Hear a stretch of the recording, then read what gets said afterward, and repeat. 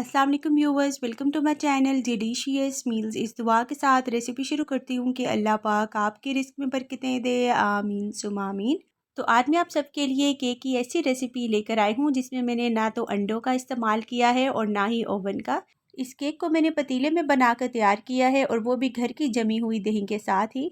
तो अगर आपने दही की रेसिपी नहीं देखी तो मैं उसका लिंक भी आई बटन पर लगा दूंगी। तो आपसे रिक्वेस्ट है कि आपने इस वीडियो को भी एक बार ज़रूर ट्राई कर लेना है। तो चलिए विदाउट टाइम वेस्ट किए स्टार्ट कर लेते हैं आज की अपनी ये ज़बरदस्त सी रेसिपी। बिस्मिल्लाहिर्रहमानिर्रहीम। केक का बैटर तैयार करने से पहले आपने दो मेजर काम कर लेने हैं। सबसे पहले आप जिस पतीले में केक को बेक करेंगे उसे आपने अच्छी तरह से प्री हीट कर लेना है। पतीले के अंदर स्टैंड या फिर इस तरह से स्टील का बर्तन रखकर इसे आप कवर कर लें। अब फ्लेम को मीडियम पर एडजस्ट कर लेने के बाद मैं पतीले को प्री हीट कर लूँगी तकरीबन 15 से 20 मिनट के लिए। नेक्स्ट मेन स्टेप में हम मोल्ड को प्रिपेयर करेंगे। तो इसके लिए मैंने एक लोफ पैन को थोड़े बहुत ऑयल के साथ ग्रीस कर लेने के बाद इसके ऊपर बटर पेपर लगा लिया है। आप चाहें तो बटर या फिर घी का इस्तेमाल करते हुए भी पैन को अच्छे से ग्रीस कर सकते हैं। तो ये देखिए कुछ इस तरह से मैंने मोल्ड को भी प्रिपेयर कर लिया है। तो अब हम चलते हैं अपने अगले स्टेप की जानिब। यहाँ पर मेरे पास तकरीबन 1 कप के बराबर काले और रेगुलर किशमिश हैं जिन्हें मैं आगे चल के केक के बैटर के अंदर शामिल करूँगी। तो किशमिश के अंदर मैंने 1 टेबलस्पून के बराबर मैदा ऐड कर लेने के बाद इन्हें अच्छे से मिक्स कर लिया है ताकि जो मैदा है वो अच्छी तरह से किशमिश के ऊपर कोट हो जाए।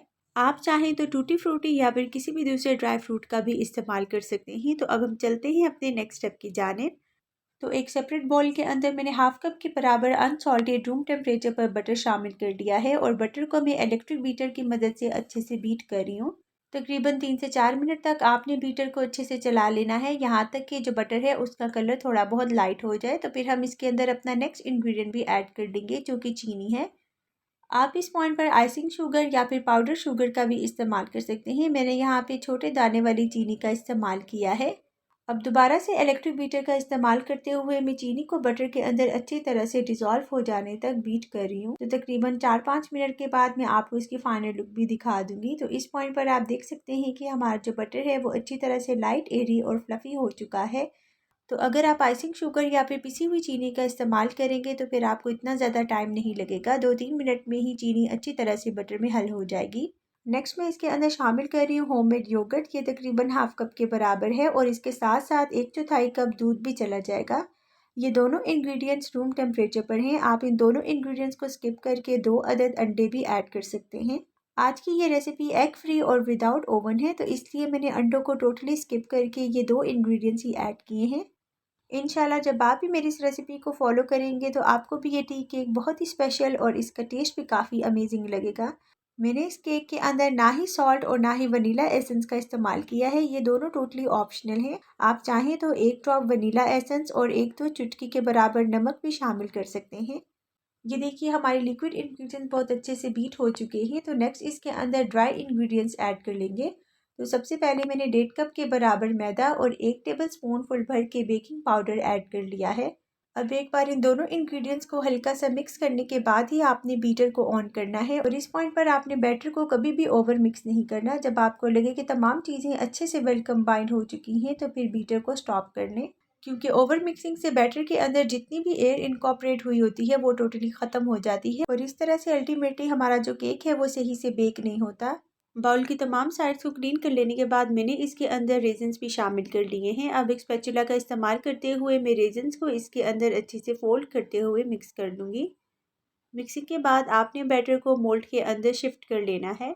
अब एक चम्मच का इस्तेमाल करते हुए मैंने केक की सरफेस को स्मूथ कर लिया है। तो इस पॉइंट पर आप चाहें तो इसके ऊपर मज़ीद वॉलनट्स या फिर किशमिश भी स्प्रिंकल कर सकते हैं, लेकिन मैंने इसकी सरफेस को स्मूथ ही रखा है। तो अब हम चलते हैं अपने नेक्स्ट स्टेप की जानिब।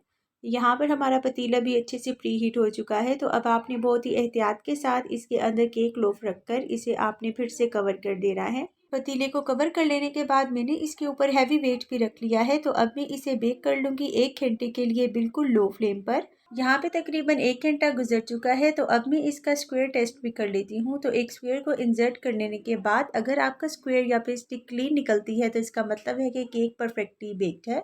केक को मैंने बहुत एहतियात के साथ पतीले में से बाहर निकाल कर इसे डीमोल्ड कर लिया है। तो अब मैं इसे कम्प्लीटली रूम टेम्परेचर पर आने तक का वेट कर लूँगी।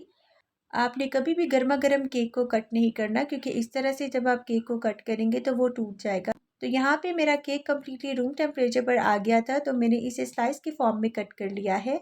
तो अल्हम्दुलिल्लाह आप इसका रिज़ल्ट देख सकते हैं, ये अंदर से बहुत ही सॉफ्ट है और बाहर से बहुत ही क्रिस्पी और क्रस्टी बन के रेडी हुआ है।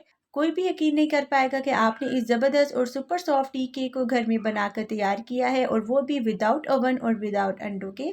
तो अब आपने भी एक बार मेरी इस रेसिपी को ज़रूर अपने घर में बनाकर इंजॉय करना है, और कमेंट्स में भी मुझे आप अपना फीडबैक लाजमी दिया करें। इससे पहले अगर आपने मेरा चैनल सब्सक्राइब नहीं किया तो मेरे चैनल को भी ज़रूर सब्सक्राइब कर ले। मिलती हूँ अगली वीडियो में एक न्यू रेसिपी के साथ, तब तक फ़ी अमान अल्लाह।